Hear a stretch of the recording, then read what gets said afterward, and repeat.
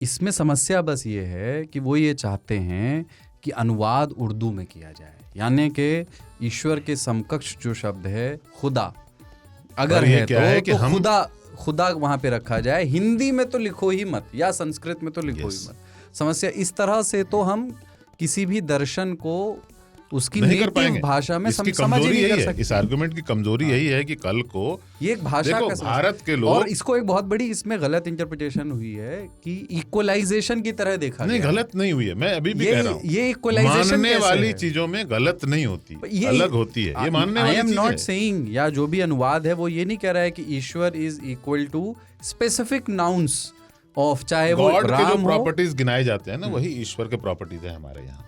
सार्वभौम सत्ता के अधिकारी, सार्वभौम सत्ता, जो इस विश्व के सभी माया, कल्पना, द्वेष, झंझट इत्यादि से जिसको मुफ्ती मेटाफिजिकल कहते हैं, उसको उनको हम ईश्वर कहते हैं। अलग अलग किताबों में अलग अलग जगह अलग अलग धर्मों के लोग अलग अलग तरीके से उसको डिफाइन करते हैं। इसीलिए जब किसी ने ट्रांसलेट करना शुरू किया तो हमारे यहाँ जो उपलब्ध शब्द थे उसमें से ईश्वर को चुना गया।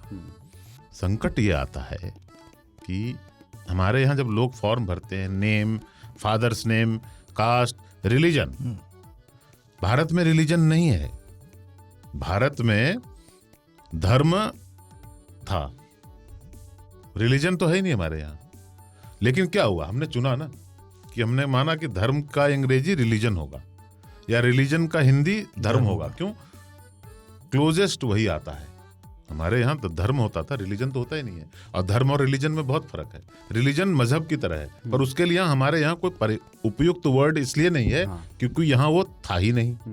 जैसे कंगारू का हमारे यहाँ कोई हिंदी में शब्द नहीं है क्योंकि कंगारू यहाँ थे ही नहीं। साड़ी का अंग्रेजी में कोई शब्द नहीं है क्योंकि साड़ी वहाँ थी ही नहीं।